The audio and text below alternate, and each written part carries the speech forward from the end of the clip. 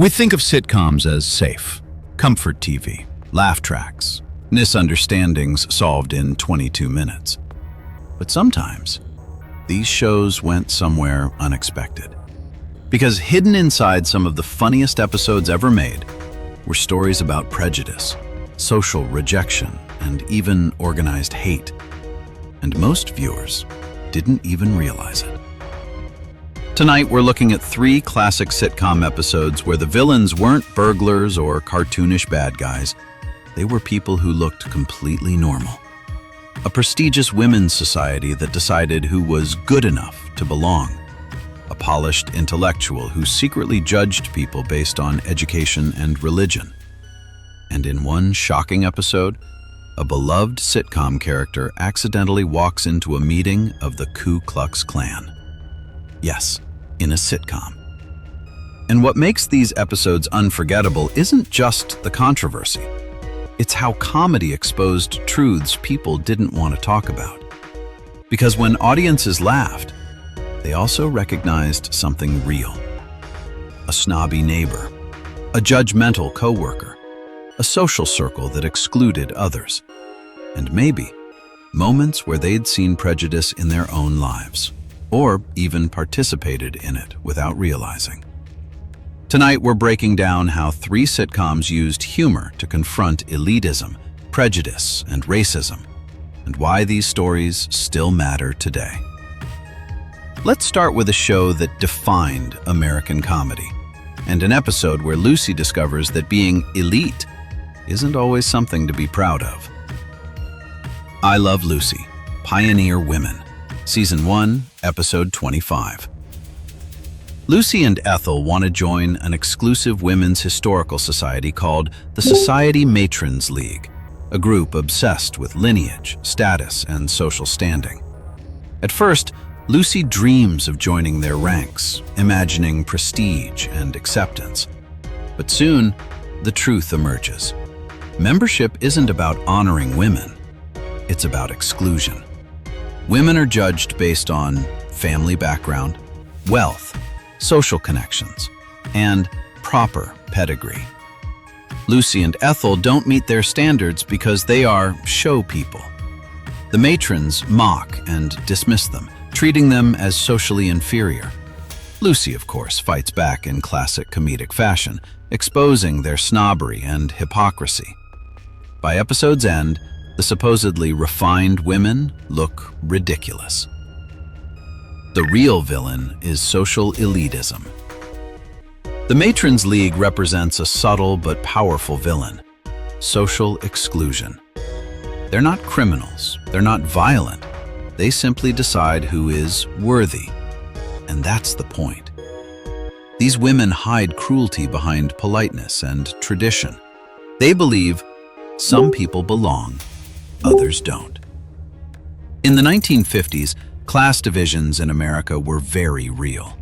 Clubs, neighborhoods, and institutions quietly enforced social barriers. Women were often judged by their husband's success and family reputation. Lucy exposed how ridiculous and unfair this system was. Comedy made the message digestible, but the critique was sharp. Social elitism hasn't disappeared. Today, it appears as exclusive social circles, networking gatekeeping, wealth-based opportunities, social media status culture. The Matrons League still exists, just in different forms. And Lucy's message still hits. No one should be judged by pedigree. If Lucy exposed snobbery, the next show tackled prejudice hiding behind sophistication. The Golden Girls. Dorothy's New Friend. Season 3, Episode 15. Dorothy befriends Barbara Thorndike, a cultured, educated novelist. Barbara seems charming and intellectual. Dorothy is thrilled to have a friend who shares her interests. But the friendship collapses when Barbara reveals something shocking. She refuses to associate with Blanche and Rose because they're limited. She sees Dorothy as an exception. The final shock comes when Barbara abruptly changes the dinner plans after learning one of the guests is Jewish. Dorothy refuses to accept friendship built on prejudice, ultimately rejects Barbara, defending her friends. The real villain is respectable prejudice. Barbara Thorndike isn't loud or aggressive. She's polished, educated, and polite. But her prejudice is clear. She believes intelligence and worth are tied to culture. This episode reveals something important. Bigotry doesn't always look hateful. Sometimes it looks refined, and that can be even more dangerous. In the 1980s, regional stereotypes were widespread. Southerners portrayed as backwards, Northerners seen as arrogant elites, cultural divisions reinforced by media. The Golden Girls challenged viewers. Prejudice is prejudice, even when it comes from educated people. Dorothy choosing loyalty over status sends a powerful message. This episode feels incredibly modern. Today, prejudice often appears as cultural snobbery, political stereotyping, online social division, urban versus rural hostility.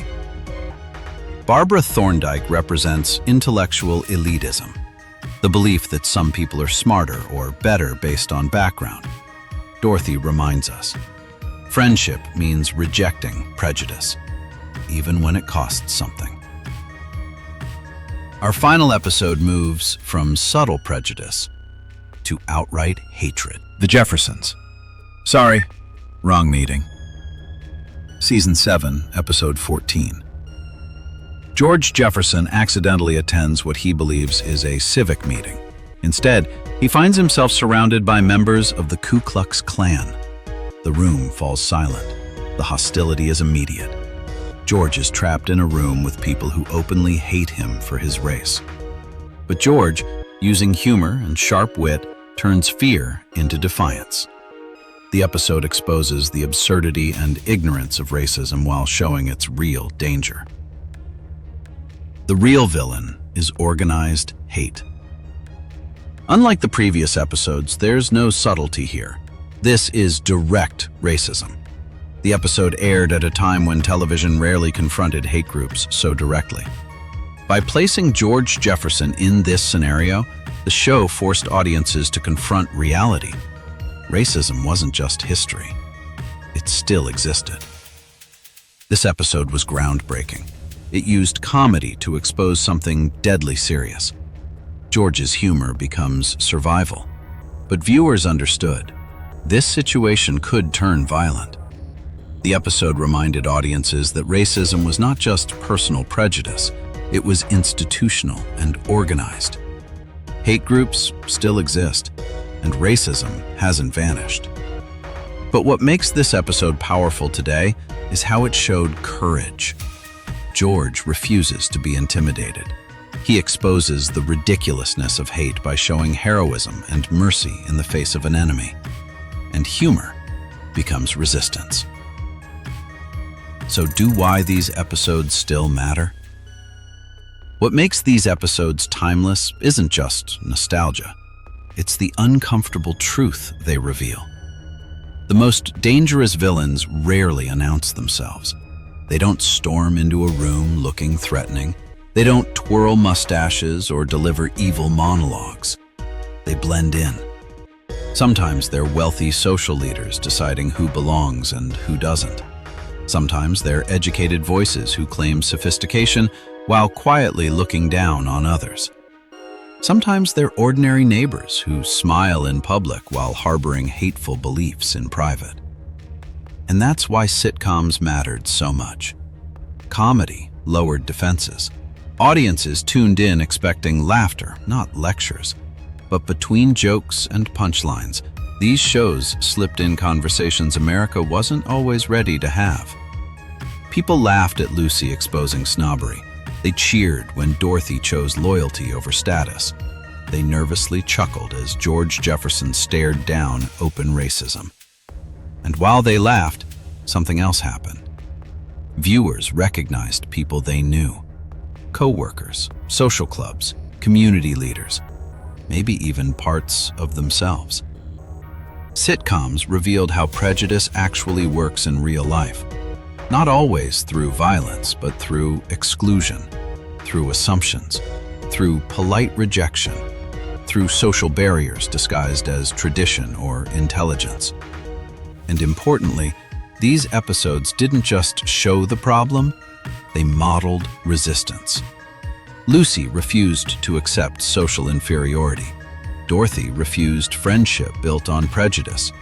George refused to shrink in the face of hatred. The lesson was simple but powerful. Ordinary people can challenge injustice in everyday moments. And that lesson still matters. Because today, prejudice often appears in quieter forms. Social divisions, cultural stereotypes, online hostility, and economic gatekeeping. The settings change, the clothes change, but the behavior remains familiar. These sitcoms remind us that laughter can expose truth, and humor can be a powerful tool against intolerance. They weren't just entertainment. They were cultural conversations disguised as comedy. And decades later, they're still teaching us how to recognize villains hiding in plain sight and how to stand up to them. The greatest sitcoms didn't just give us laughs at the end of a long day. They gave us perspective. Behind the punchlines and laugh tracks were stories about belonging, fairness, and the way we treat one another. And sometimes, without us even realizing it, they revealed something uncomfortable. The real villains aren't always obvious. They don't always shout. They don't always threaten. They don't always look dangerous. Sometimes they're polite, respected, even admired.